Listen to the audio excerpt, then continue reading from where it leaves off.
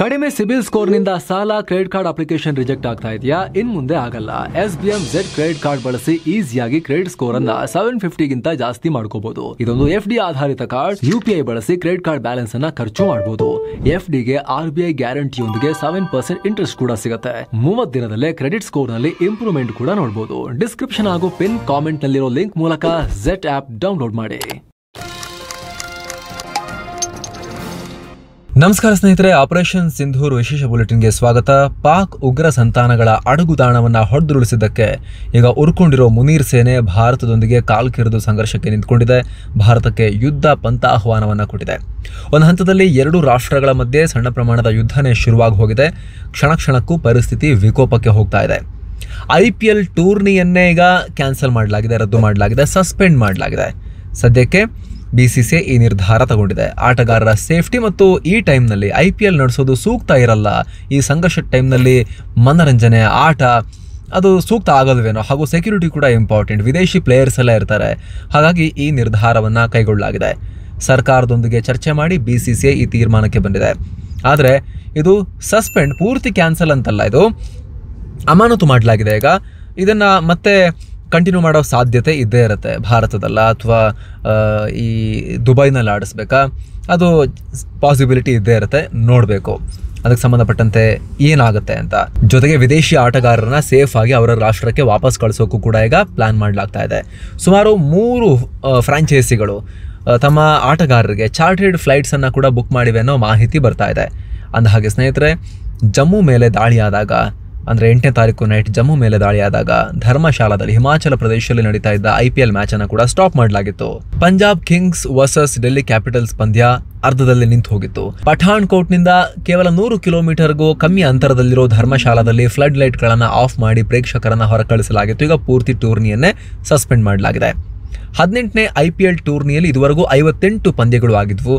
ಇನ್ನು 12 ಪಂದ್ಯ ಬಾಕಿ ಇದ್ವು ನಡೆಯೋದು. ಇನ್ನೊಂದು ವಾರ ಆಗಿದ್ರೆ ಗ್ರೂಪ್ ಹಂತದ ಪಂದ್ಯ ಮುಗಿದು ಕ್ವಾಲಿಫೈಯರ್ಸ್ ಕೂಡ ಶುರುವಾಗ್ತಾ ಇದ್ವು. ಅತ್ತ ಪಾಕಿಸ್ತಾನದ PSL ಕೂಡ ಸಸ್ಪೆಂಡ್ ಆಗಿದೆ. UAEನಲ್ಲಿ ಅದು ಮುಂದುವರಿಬಹುದು ಅಂತ ಹೇಳಲಾಗ್ತಾ ಇದೆ. ಇಂಥ ಟೈಮ್ನಲ್ಲಿ ಭಾರತ ಪಾಕ್ಗೆ ಬಗ್ಗೋದಿಲ್ಲ. ಅವರ ಯಾವ ಕುತಂತ್ರಕ್ಕೂ ನಾವು ಕೇರ್ ಮಾಡಲ್ಲ. ಅವ್ರು ಯಾವ ಲೆವೆಲ್ಗೆ ಎಸ್ಕಲೇಟ್ ಮಾಡ್ತಾರೆ ಅದಕ್ಕಿಂತ ಜಾಸ್ತಿ ನಾವು ಅವರಿಗೆ ವಾಪಸ್ ತಿರುಗೇಟನ್ನು ಕೊಡ್ತೀವಿ ಅಂತ ಭಾರತ ಹೇಳಿದೆ. ಕುತಂತ್ರಿ ಪಾಕ್ ಭಾರತದ ಸೇನಾ ನೆಲೆಗಳನ್ನು ಟಾರ್ಗೆಟ್ ಮಾಡಿದ ಬೆನ್ನಲ್ಲೇ ಭಾರತದಿಂದ ಈ ರೀತಿ ಸ್ಟೇಟ್ಮೆಂಟ್ ಬಂದಿದೆ. ಮತ್ತೊಂದು ಕಡೆ ಭಾರತದ ಪ್ರತಿದಾಳಿಯಿಂದ ಫ್ರಸ್ಟ್ರೇಟ್ ಆಗಿರೋ ಪಾಕ್ ಸೇನೆ LOC ಗಡಿಯಾದ್ಯಂತ ಭಾರಿ ಗುಂಡು ಹಾರಿಸ್ತಾ ಇತ್ತು, ಶೆಲ್ ಹಾರಿಸ್ತಾ ಇತ್ತು. ಇದಕ್ಕೆ ಭಾರತ ಕೂಡ ಪ್ರತಿಕ್ರಿಯೆ ಕೊಟ್ಟಿದೆ. LOCಯಲ್ಲಿ ಪಾಕ್ ಸೇನೆಯ ಫಾರ್ವರ್ಡ್ ಪೋಸ್ಟ್ಗಳನ್ನು ಉಡಾಯಿಸಲಾಗಿದೆ. ಭಾರತೀಯ ಸೇನೆ ಮೇಲೆ ಟಾರ್ಗೆಟ್ ಮಾಡಿ ದಾಳಿ ಮಾಡ್ತಾ ಇದ್ದ, ನಾಗರಿಕರನ್ನ ಗುರಿಯಾಗಿಸಿ ದಾಳಿ ಮಾಡ್ತಾ ಇದ್ದ ಪಾಕ್ ಸೇನಾ ನೆಲೆಗಳನ್ನೇ ಧ್ವಂಸ ಮಾಡಲಾಗಿದೆ. ಈ ಕಾರ್ಯಾಚರಣೆಯ ರೋಚಕ ವಿಡಿಯೋವನ್ನು ಕೂಡ ಭಾರತೀಯ ಸೇನೆ ಪಬ್ಲಿಕ್ ಮಾಡಿದೆ. ಆಂಟಿ ಗೈಡೆಡ್ ಮಿಸೈಲ್ಗಳ ಮೂಲಕ ಪಾಕ್ ಸೈನಿಕರ ಪೋಸ್ಟ್ಗಳು ಧ್ವಂಸ ಆಗಿರೋದು ಸ್ಪಷ್ಟವಾಗಿ ಕ್ಯಾಪ್ಚರ್ ಆಗಿದೆ. ಒಂದ್ ಕಡೆ ನೇರ ದಾಳಿಗೆ ಯತ್ನ ಮಾಡ್ತಿರೋ ಪಾಕ್ ಅತ್ತ ತನ್ನ ಪ್ರಾಕ್ಸಿ ಸೇನೆಯನ್ನು ಕೂಡ ಕಣಕ್ಕಿಳಿಸಿದೆ. ಮತ್ತೆ ಭಾರತದ ಉಗ್ರಗಾಮಿಗಳನ್ನು ಕಳಿಸೋಕೆ ಪ್ರಯತ್ನ ಪಡ್ತಾನೆ ಇದೆ. ಜಮ್ಮುನ ಸಾಂಬಾ ಅಂತಾರಾಷ್ಟ್ರೀಯ ಗಡಿಯಲ್ಲಿ ಉಗ್ರಗಾಮಿಗಳು ನುಗ್ಗೋಕೆ ಪ್ರಯತ್ನ ಪಟ್ಟಿದ್ದು BSF ಅವ್ರನ್ನ ಸಮರ್ಥವಾಗಿ ವಿಫಲಗೊಳಿಸಿದೆ. ಅವರ ಪ್ರಯತ್ನವನ್ನ 7 ಉಗ್ರರನ್ನ ಹೊಡೆದು ಹಾಕಲಾಗಿದೆ. ಈ ಸಂಬಂಧ BSF ವಿಡಿಯೋ ಕೂಡ ಈಗ ರಿಲೀಸ್ ಮಾಡಿದೆ. ಏನೋ ವಿಡಿಯೋದಲ್ಲಿ ಉಗ್ರಗಾಮಿಗಳ ಕಡೆಗೆ ಭಾರಿ ಗುಂಡಿನ ಮಳೆಯನ್ನು ಸುರಿಸ್ತಿರೋದು ಕೂಡ ಕಂಡು ಬಂದಿದೆ. ಇವರೆಲ್ಲ ಜೈಷ್ ಉಗ್ರ ಸಂಘಟನೆಗೆ ಸೇರಿದ್ರು ಅನ್ನೋ ಮಾಹಿತಿ ಇದೆ. ಅಲ್ಲದೆ ಈ ದಾಳಿಯಲ್ಲಿ ಪಾಕಿಸ್ತಾನದ ದಾಂಧರ್ ಪೋಸ್ಟ್ಗೂ ಕೂಡ ಭಾರಿ ಹಾನಿಯಾಗಿದೆ ಅಂತ BSF ಸ್ಟೇಟ್ಮೆಂಟ್ ರಿಲೀಸ್ ಮಾಡಿದೆ.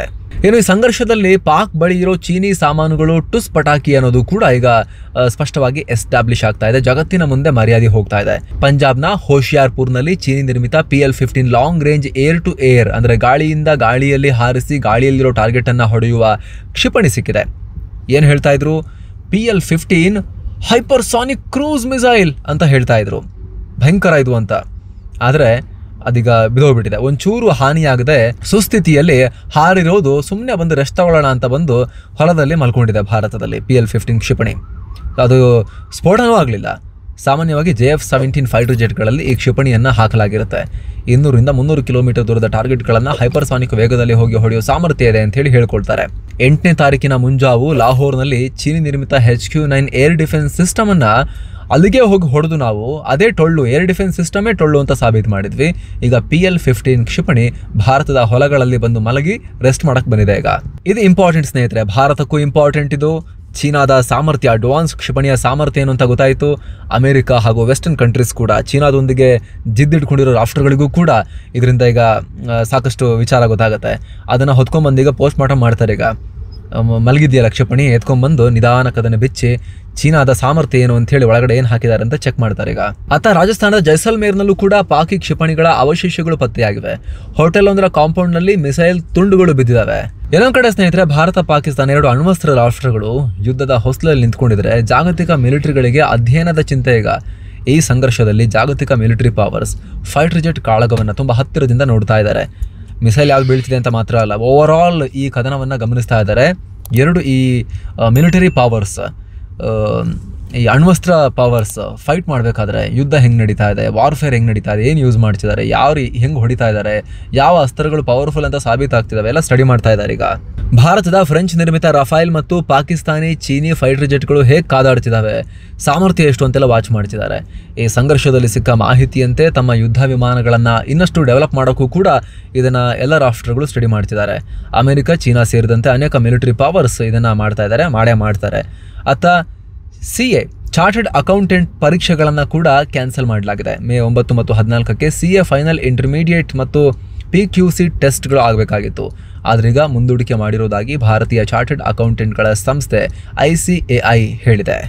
ಸೊ ಫ್ರೆಂಡ್ಸ್, ಇದು ಈಗ ಸದ್ಯಕ್ಕೆ ಲಭ್ಯವಾಗ್ತಿರೋ ಮಾಹಿತಿ. ಇದಕ್ಕೆ ಸಂಬಂಧಪಟ್ಟಂತೆ ಏನೇ ಅಪ್ಡೇಟ್ಸ್ ಬಂದರೂ ಕೂಡ ನಿಮಗೆ ತಲುಪಿಸ್ತಾ ಹೋಗುವಂಥ ಪ್ರಯತ್ನವನ್ನು ನಾವು ಮಾಡ್ತೀವಿ.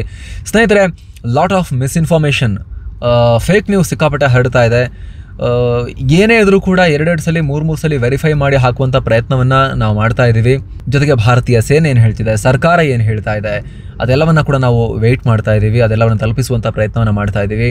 ಕೆಲವೊಂದನ್ನು ಸರ್ಕಾರ ಈ ಕೂಡಲೇ ಬಹಿರಂಗಪಡಿಸಲ್ಲ.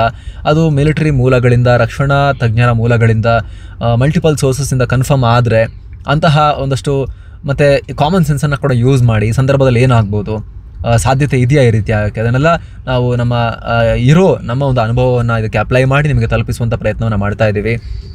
ಯಾಕಂತ ಹೇಳಿದ್ರೆ, ಪಾಕಿಸ್ತಾನದಲ್ಲಿ ಸೇನಾ ದಂಗೆ ಆಗೋಯಿತು.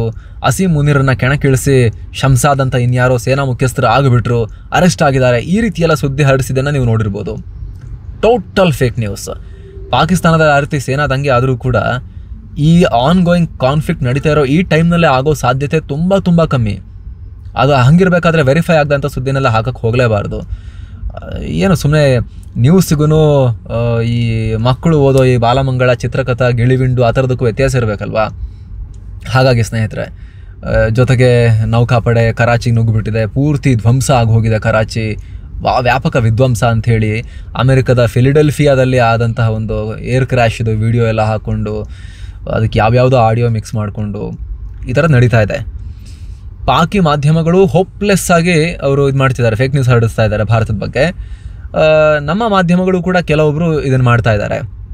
ಹಾಗಾಗಿ ಇಂಥ ಸಂದರ್ಭದಲ್ಲಿ ಸುದ್ದಿ ಯಾವುದು ಅಥವಾ ಚಿತ್ರಕಥೆ ಯಾವುದು, ಒಬ್ಬ ನಿರ್ದೇಶಕ ಸ್ಟೋರಿ ಬರೆದು ಒಂದು ಮೂವಿಗೋಸ್ಕರ ಮಾಡ್ತಾರಲ್ಲ, ಆ ರೀತಿ ನ್ಯೂಸಲ್ಲಿ ಚಿತ್ರಕಥೆಯನ್ನು ಮಾಡ್ತಾ ಇದ್ದಾರೆ. ಅದು ಬಹಳ ಆಘಾತಕಾರಿ ವಿಚಾರ.